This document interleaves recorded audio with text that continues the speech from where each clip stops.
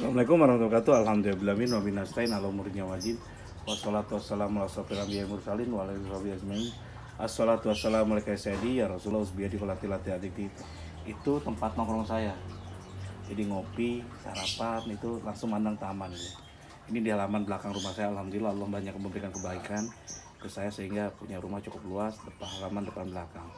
Sekarang ini lagi persiapan di belakang ini saya supaya bisa sholat malam juga tahajud ya. Sekarang ini saya sholat tahajudnya di depan itu. Jadi ban ini mau saya buatin kayak pendopo gitu. Tapi itu ininya bisa ditarik turun ya, atap ya gitu. Oke. Alhamdulillah ala nikmatil Islam wal iman wa kafa biminamah. Ini kejadian saya berangkat haji tanpa disengaja. Jadi ini kisahnya ya dan lika-likunya. Jadi saya berangkat haji pertama itu ketika saya masih borju, masih ketika waktu itu saya berpikir bahwa gak mikir mau berangkat haji. Nah, saya berangkat haji itu gara-gara ada satu kejadian lucu di mana kan gini loh. Saya ini ngerasa bahwa saya orangnya memang saya orangnya mampu waktu itu, sangat mampu. Jadi saya tuh SMA aja, saya waktu lulus SMA aja saya udah miliarder gitu. Jadi lulus SMA, saya buat perusahaan udah miliarder. Terus usaha lagi kuat-kuat yang hebat-hebatnya gitu. Terus nikah di sini, saya pindah ke sini, mertua saya juga mampu dan saya punya perusahaan besar gitu di Denpasar ini kerjasama dengan ayah mertua. Jadi untuk uang waktu itu saya nggak ada masalah gitu, karena omset saya gede-gedean gitu. Mengerjakan bandara Ngurah Rai, elektrikalnya, panel listrik segala terbesar saya panel listrik. Dagang distributor saya salah satu terbesar di Indonesia Timur. Dari Denpasar ke sini saya terbesar lah untuk distributor panel maker gitu, panel buildernya. Jadi itu kalian saya dan saya juga konstruksi juga saya terbesar gitu. Saya ada kerjaan konstruksi sampai ke NTB, NTT. Jadi pintu air dari NTB, NTT itu EDJ semua yang megang. Jadi kalau dulu EDJ itu luar biasa besarnya. Karyawannya sampai ratusan dan itu saya lagi borju-borju gaya-gayanya. Tapi saya satu tidak diberikan sama Allah keturunan waktu itu, susah banget. Jadi untuk mempunyai anak tuh luar biasa perjuangannya dan saya udah kemana-mana. Saya sudah melakukan, jadi kalau dikumpulkan uangnya untuk beli untuk biaya pengobatan itu mungkin kalau sekarang nilainya udah di atas 5M gitu. Karena saya bayar tabung kemana-mana, kok bayar tabung berapa kali nggak sukses loh. Jadi saya inseminasi, semua proses dulu. Istri saya pernah disuntik tapros kok, iya pernah juga supaya subur itu, dan satu suntikan waktu itu aja harganya 1 juta itu. Itu 5 kali suntikan gitu. Dan nggak sukses juga gitu. Jadi berapapun biaya, dan waktu itu saya waktu bayi tabung pun itu dolarnya pas 15.000, pas mahal-mahalnya. Saya pengobatan sampai ke Singapura kemana-mana, berapa kali ke Singapura, nggak sukses juga. Terus apa? Padahal dalam benak saya ini orang pinter gitu. Pasti saya punya jemput jalan gitu. Tapi satu keyakinan saya, istri saya pasti punya anak gitu dari rahim istri saya. Saya yakin meskipun kondisinya di dokter itu ngomong, jadi itu mental block itu penting gitu.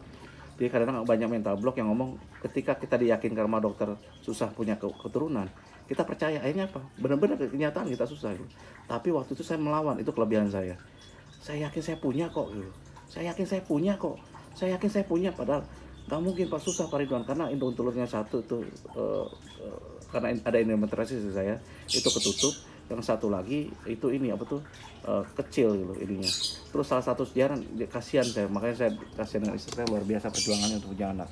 Dia operasi laparoskopi aja ini apa tuh untuk endometriosis itu udah berapa kali laparoskopi, sudah operasi biasa sudah, semua sudah itu.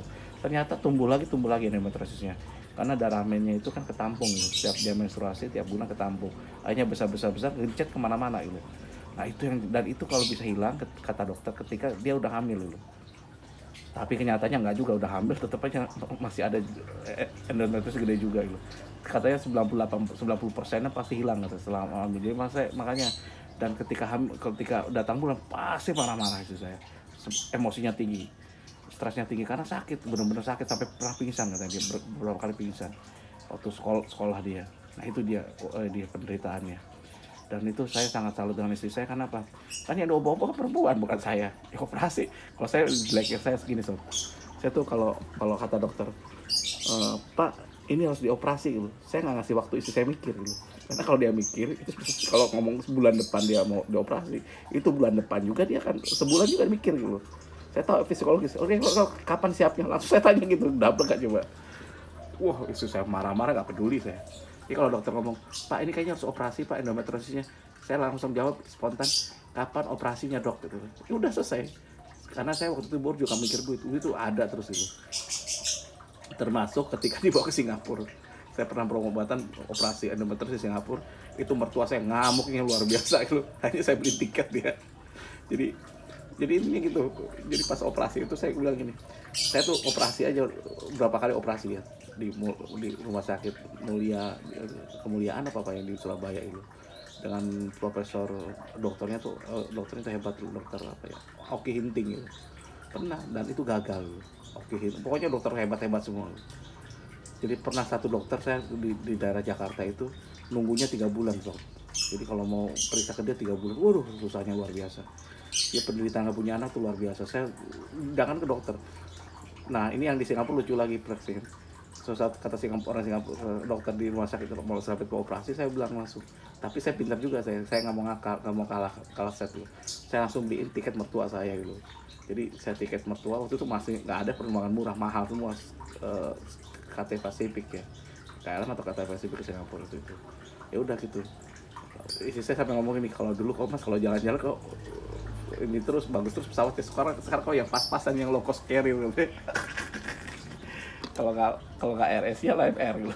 Kalau dulu luar biasa Sob. Jadi saking borjunya saya dulu mana-mana naiknya gitu. Ya udah nggak apa-apa. Tapi ceritainnya gini, ketika itu karena mertua saya mah kurang ajar kamu Wan. Jadi kenapa Pak? Kamu nyuruh anak saya operasi tuh seenak udel aja gitu. Kamu seminggu tau kamu udah beli tiket, udah siap di Singapura loh. Ya udah Pak, tapi Bapak kita siapin tiketnya gitu. Jadi mertua saya operasi cukup lama di sana. Pas operasi kan nunggu, makanya saya cukup lama tinggal di Singapura gitu. Borju kan ya, jadi saya tuh tinggal di Singapura lama ya, itu nunggu istri saya. Jadi saya nggak pulang dulu karena tiket kan cukup mahal. Jadi saya ke Singapura, kalau sebulan ya sebulan, 2 bulan ya 2 bulan gitu. Jadi kontrolnya di sana, saya tinggal aja di sana nggak apa-apa. Jadi perusahaan ditinggal gitu. Nah mertua saya seminggu di sana balik, dan pas lihat, jadi jangan saya dalam hati ya, kenapa saya beli tiketnya, jangan sampai pas operasi kejadian apa-apa, kan saya digantung sama mertua saya, anak perempuan satu, akhirnya saya beli tiket ya itu. Ya udah tiket pulang balik, dia ya udah kalau gitu akhirnya diizinkan lah saya operasi. Jadi kalau mertua saya tahu triknya supaya langsung diizinkan, saya daftar dulu semua, saya bayar dulu semua, saya beli tiketnya. Ini Pak tiketnya buat Bapak, ikut berangkat dulu. Ya udah dia ke Singapura operasi, dan ternyata gagal juga. Jadi banyak sekali kegagalan yang saya alami, dan itu nilainya luar biasa. Tapi ternyata kalau dari cerita ini, pengobatan alternatif juga menguras banyak biaya dan dana gitu, waktu, karena saya alternatif mana-mana gitu, dari Jawa Tengah, macam-macam, sampai Lombok, sampai Bali Utara, mana-mana saya tiap minggu pasti keluar. Jadi saya kerja cuma 5 hari gitu, 4 hari kadang-kadang, Jumat Sabtu Minggu saya keluar pengobatan dan nggak berhasil. Nah ketika semua mentok, tiba-tiba, dan pengobatan terakhir saya saya punya teman Pak Adi, namanya orang Chinese, pengusaha Chinese, itu salah satu guru saya, guru bisnis saya, itu hebat banget Pak Adi ini, saya belajar banyak dari dia. Dan ternyata Pak Dian yang Wan, ini ada saya hebat banget, pasti talk chair, saya udah nyoba Wan, talk chair kamu pasti sukses. Ternyata kesana, besoknya lagi saya 2 hari kemudian, kan saya nggak bisa besoknya, dulu kan pesawat jarang dari Bali, 2 hari kemudian saya kirim mobil dulu dari sini untuk jemput saya di Juanda. Saya langsung berangkat ke Juanda dulu. Siangnya sorenya udah nyampe sana, ternyata meninggal si Sensei-nya. Sampai saya ngomong, ya Allah ngapain Sensei ini meninggal cepetan, Boya Kemar tuh meninggalnya kemarin gitu, 2 hari sebelumnya Pak Adi ke situ gitu. Ya Allah kenapa nggak Sensei itu meninggalnya nanti aja diundur hari ini, kemarin besok tuh saya ternyata mendadak Sensei yang meninggal. Ya udah, akhirnya saya lapor Pak Adi dalam keadaan saya galau ya. Hanya dia bilang gini, Wan kayaknya ada yang salah lu, katanya. Kenapa? Cara berdoa lu ubah dong, cara berdoa lu, katanya. Coba lu berdoa kalau orang Islam berdoa yang paling hebat di mana selain di orang tua? Di Mekah, saya bilang, di Ka'bah. Ya udah kamu berangkat haji. Nah itulah gitu, kenapa saya berangkat haji itu gara-gara omongan itu. Dan saya orangnya kalau udah gitu saya samina wa atona, saya ngomongin saya berangkat haji yuk. Jadi saya berangkat haji itu kayak main-main Sob. Jadi nggak ada persiapan gitu. Haji pun mau tutup besok, mau berangkatnya minggu depan, bulan depan, saya berangkat aja. Dan dableknya, saya kan lagi borju. Ternyata Allah, karena saya nggak ngerti haji itu gimana, saya pakai bukan yang plus, yang biasa gitu. Dan itu saya bareng orang-orang kampung, sob, orang Jombang. Kalau orang Denpasar masih mending. Kalau orang haji dari Jombang itu beda ininya. Dan itu saya belajar banyak hal dari situ. Ternyata barengan haji saya ada kakek-kakek satu, nenek-nenek dua gitu. Jadi di sana tuh saya digandolin mereka semua gitu. Umurnya di atas 80 tahun, 75 tahun, 80 tahun dulu. Kakeknya tuh apa namanya? Yang tukang nikahkan orang itu loh. Itu hilang-hilang lagi, saya nyari ini loh. Dan kalau kemana-mana itu ngentel dia bilang. Jadi kalau saya tuh jalan, ini saya, ini si kakek, ini si nenek, baru istri saya gitu. Istri saya sampai cemburu gitu. Aduh katanya, saya pasti saya paling ujung. Jadi kan mereka beruntun gitu, kayak pemakas tuh beruntun, gak berani mereka sendiri gitu. Karena jalannya dari maktab saya ke Masjidil Haram tuh jauh gitu. Itu aja ngintil gitu. Jadinya seperti itu. Jadi ya itu tadi, alhamdulillah, syukuri gitu. Nah, singkat cerita, kenapa saya berangkat dari Jombang? Ternyata pas udah berangkat dari Bali, dari 5 jam mau terbang, dapat kabar ibunda itu sakit, meninggal gitu. Waktu itu saya emang sakit, saya udah minta izin beliau, dan beliau mengizinkan. Mudah-mudahan amalan ini menjadi penghapus dosanya beliau ya. Dan ini Ibu Puji Sumiwi binti Pulang, karena ibunda mertua saya itu mualaf gitu. Dulu dia sekolah di kesusteran gitu, terus diambil oleh ayah mertua saya, dan jadi masuk Islam gitu. Bapaknya masih, tapi udah meninggal sekarang ini. Bapaknya juga, dan itu toleransinya luar biasa. Bapaknya salah satu seniornya di gereja gitu, di Porong sana, di Sidoarjo. Keluarganya Kristen semua. Dan kita benar-benar dari situ toleransi itu luar biasa. Ternyata di sana di Porong itu antara Kristen dan orang Islam tuh dekatnya luar biasa gitu. Jadi kalau pas Lebaran datang, Natalan dirayain gitu. Tapi itu keberagaman. Saya nggak cerita itu dulu. Nah, meninggal ini saya balik ke Denpasar. Habis udah dikuburkan, akhirnya saya berangkat lagi lewat Jombang gitu. Kenal saya dengan orang Jombang. Tadi saya udah pernah cerita tentang saya kenal Kiai Asad Umar ya.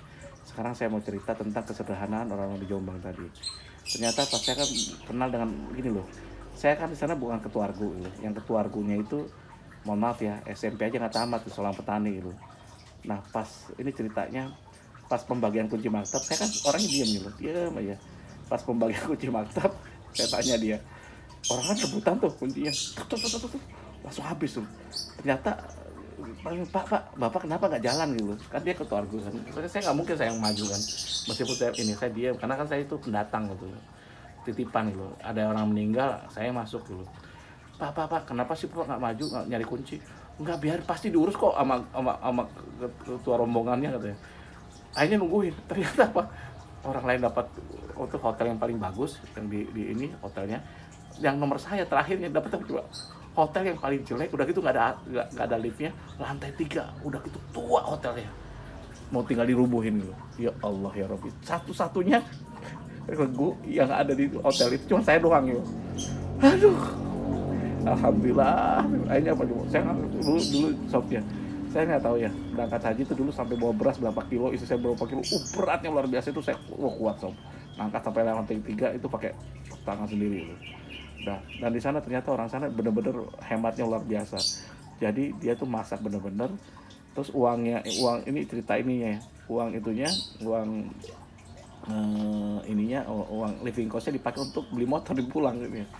Nah, saya di sana ada salah berdoa tuh ketika di Ka'bah. Jadi besok lagi kalau Anda berangkat itu jangan salah doa di Ka'bah. Saya doanya gini, ya Allah, saya ini harta Engkau cukupkan, saya udah punya banyak harta gitu. Saya pintar ya Allah. Ternyata kepintaran saya tidak bisa membuat saya bisa punya anak gitu. Keahlian saya, harta saya tidak bisa menjadikan saya anak. Ya Allah, berikanlah saya anak, tapi harta hilang nggak apa-apa gitu. Wah, kejadian sob. Saya makanya kalau berdoa jangan nafsu gitu. Karena saya nafsu tadi, doanya berjadian. Pas pulang ternyata benar, saya bangkrut sob. Jadi apapun nggak bisa, otak jalan.